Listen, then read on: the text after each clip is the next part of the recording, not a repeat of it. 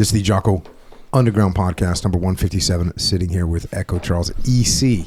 Yes, sir. We got some questions from the troopers of the world. Yeah, man. What's happening in the world? Let's find out. Let's give some recommendations, some courses of action to take. People are wondering how to do certain things under certain circumstances. And we can provide courses of action. Yeah. Courses of action, like try this, check your feedback. If that's going well, continue. If it's not going well, adjust. Yeah. But it's good to have some courses of action. Yeah, fully. So let's get to it. Okay. What do we got? First question. Hey, Jocko. Hey, Charles. I'm a 40-year-old male from Germany. I have a family and 2 children and a great job as a teacher in higher learning. Since having children, I have been afraid that I might lose them, for example, through illness or accident. The worry is at a low level, but is always there, and it affects me in my daily life. Several years ago, I was diagnosed with an anxiety disorder, which I manage well through psychotherapy, exercise, and disciplined daily routine, including playing saxophone and lots of reading. However, I still struggle to let go. For example, when the children walk to school alone in the future, play outside unsupervised, or be out on their own. How can I handle that fear? Thanks, from Germany. Well, clearly you care about your kids, which is awesome. That's great. And that's a very common feeling for people to have. We care about our kids. We hope people care about their kids. And look, I'm glad you're getting some professional help, and I'm sure your therapist can give you a course of action. That's probably better than my course of action, my recommendation. But, you know, if I had to think about this or just give you some thoughts about it, again, I think you should check with your professional and see what they say. One thing I noticed, you say that there's a low-level worry that's always there. I think that's pretty common for parents to have like a low-level concern about your kids. I don't think that's abnormal. I think it's healthy that you have, hey, a little voice in your head that's going, you know, at a low level going up. I hope my kids are okay. I hope everything's all right. I hope there's not, a school shooting. I hope there's not a bus crash or whatever. Like, things can happen. Terrible things happen. So I think that's totally normal. But you do say that it affects you in your daily life, which I would wonder how it affects you in your daily life. If it makes you check the news more often or something, okay. It's like a little bit of but if it makes you not want to work or something like that, then I can see where it could be a problem. But I would keep these things in mind a little bit. You want your children to be safe, of course, but you also want them to be functional. You want them to have enjoyable lives, right?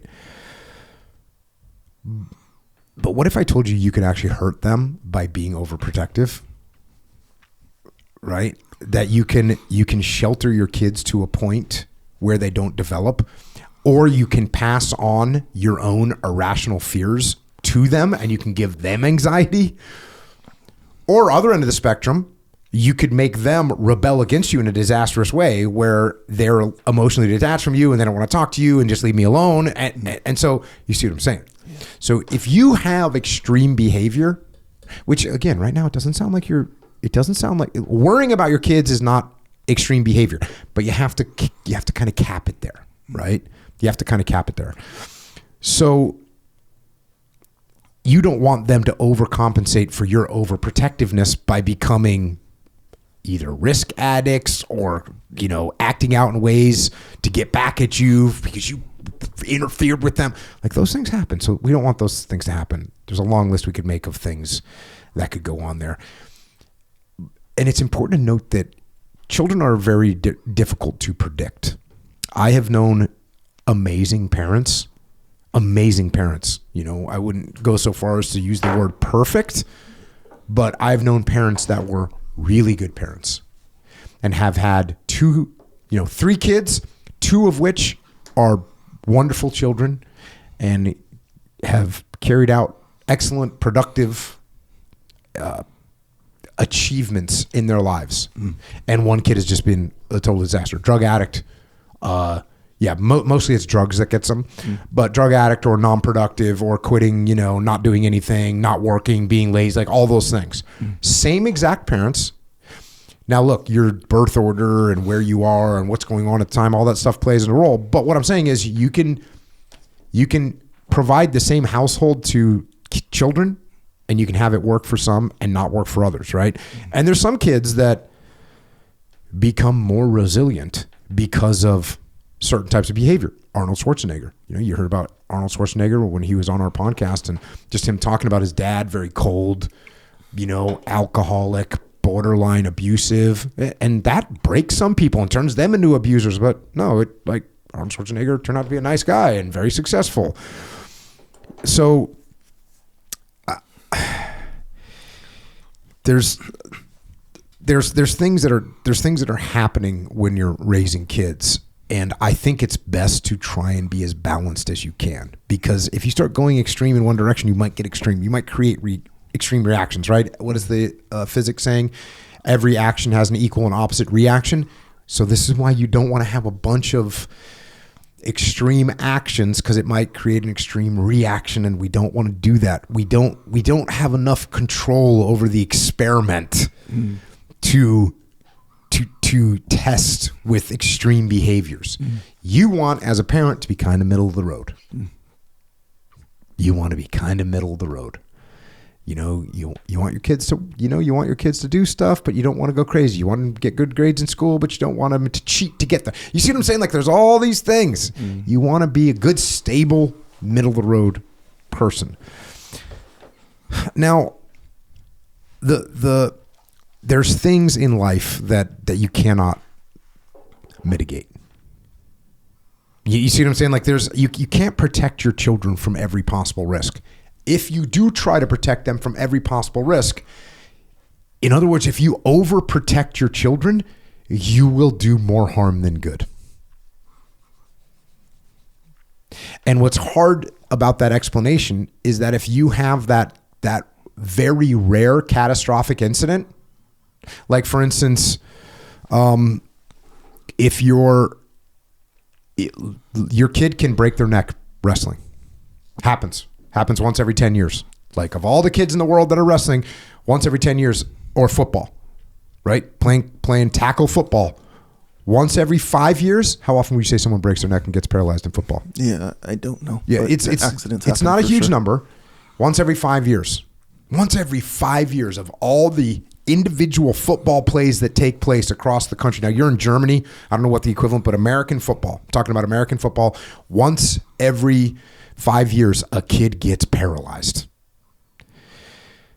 And if I'm telling you that, hey, overprotecting them will do more harm than good, and then you end up with that kid out of the millions, the 1 in 300 million football plays, and your kid gets paralyzed, obviously these words that I'm saying have no bearing whatsoever. But in the event that your kid is not one of the 1 in 300 million that now gets all the benefits and the friendships and the athletic skills and the leadership skills and the mental toughness from playing football, you take all that stuff away, that there's a remote chance that something bad could happen. Well, your kid's going to get sick when traveling. Okay, so no traveling. Your kid dies on a plane. Your kid can die on a plane crash, right? So we're not going to put our kids on planes. And so now our kid's not going to travel, not going to see the world, not going to feel comfortable, going to be paranoid. What about kids drowning in pools? Kids drown. So what are we going to do? No pools. Not teach them how to swim. Like, if your kid never gets wet, they're never going to drown. But they're also not going to know how to swim. And by the way, there's going to be certain situations that you can't control. So there's risk with everything that we do. And there's a certain amount of risk that you cannot mitigate as a parent. And what you have to do is you kind of have to do a risk assessment of saying, okay, yes, there's a 1 in 300 million chance that if my kid, what sport would they be playing in Germany where you could get injured? Obviously, soccer is real big. Okay, judo. We'll go judo. Occasionally, judo, you get thrown on your neck, you break your neck. But man, take that away. Okay, so now we're not doing judo. And by the way, you can blow out your knees doing soccer. And by the way, you see just hockey. Well, you get checked in hockey, you get head trauma, you get TBI. You see what I'm saying? It's like everything has risks. Traveling has risks. Interacting with other human beings have risk. Going to school has risks. You know, you're in Germany right now. They're having these vehicular attacks where people are plowing down. Terrorists are plowing down groups of people. So let's not go to let's not go to any events anymore. No fair, no circus, no movie theater. Like, you see what I'm saying?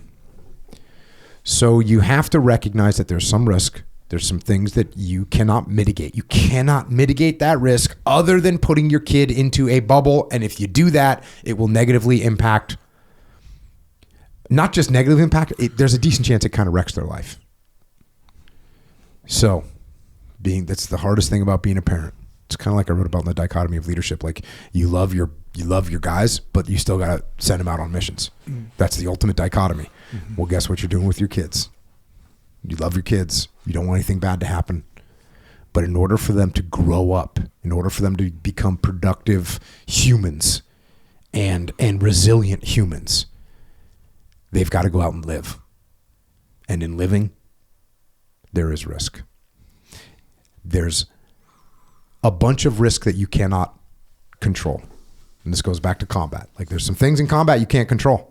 You cannot control some things in combat. And if you focus on those things, you're missing on the things that you can control. So let's focus on the things we can control with our kids, making them situationally aware, making them healthy, helping them learn how to make good decisions. Those kind of things will mitigate way more risk than you keeping them from doing anything. So that's my 2 cents. I'm sure your therapist is going to give you some protocols to go through, which I'm sure will be very helpful. Yeah, you one that I like that you, I guess, in a way taught me, whatever, explained to me, where let my kids brush up against the guardrails of failure. Yes, yeah. but with that, let them go off the cliff. Yeah, exactly. No, but even before that, let them do this stuff. Like, you know how, like, we want to, and I think you were talking about making lunches or something like that. Yep. I forget, but you're like, hey, let them do it, or tell them they got to do it. Even so it's basically, in a nutshell, teach them to do stuff and try to make that a routine and a habit. Like, teach them to do stuff so they know how to do certain things. And so when you do that, let them brush up against the guardrails of failure so they know how it feels, so they know how to correct themselves, So you're going to have to worry way less about a kid who knows how to do stuff, and then on top of it knows how to, if they're not successful, they know how to bounce back and be normal, rather than just this fragile person who doesn't know how to do nothing. And that's really what we're worried about. They're going to go outside in the real world, whether it be out to play on their own, or when they're going to grow up and go into normal society, we worry that, okay, they're not going to be okay. Yeah. That's essentially it. In whatever way, however far our imagination can go, that's what we're worried about. But you reduce that chance of them not being okay if they know how to do more stuff, including recover from bad stuff, because that kind of stuff can happen, When I was a little kid, so at my house, we had a steep hill in our front yard. Yeah. And my dad was like, the lawn needed to be mowed. And I was pretty little, and I was like, okay. So I'm out there mowing the lawn, and it's a very steep hill. And I fell, and the lawnmower fell too. So me and the lawnmower were tumbling down the hill. Yeah. And it was, you ever seen somebody on a BMX bicycle and they fall and they get all tangled up in their bike? Yeah, I've been that guy before. Okay. 100%. It kind of was close to being that. But it was close to being that, but it was a lawnmower with those blades spinning. Yeah. But I remember thinking to myself, this probably was not a good idea. In motion, I'm like, I might lose an arm right now. Yeah. But that's probably one of those things where you can do a risk assessment. Yeah. And say to yourself, oh, what's the worst case? The worst case would be my kid falls and the lawnmower hits him in the head, and gets his head chopped. Yeah. So use good judgment. Yeah. Or even if they, there's other jobs I could have done besides that one. Pulling weeds or weed whacker. You're not going to lose a limb from your weed whacker. Mm-hmm. So those would have been smart, but just the straight lawnmower, that little freaking 0.5 horsepower rolling. Yeah.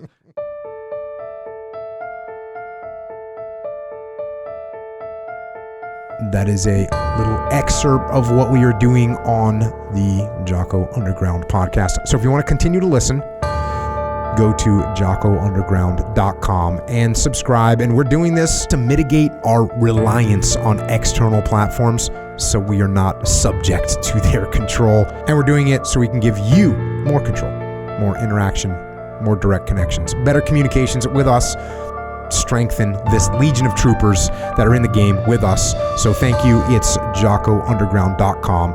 It costs $8.18 a month. And if you can't afford to support us, we can still support you. Just email assistance@jockounderground.com and we'll get you taken care of. Until then, we will see you mobilized underground.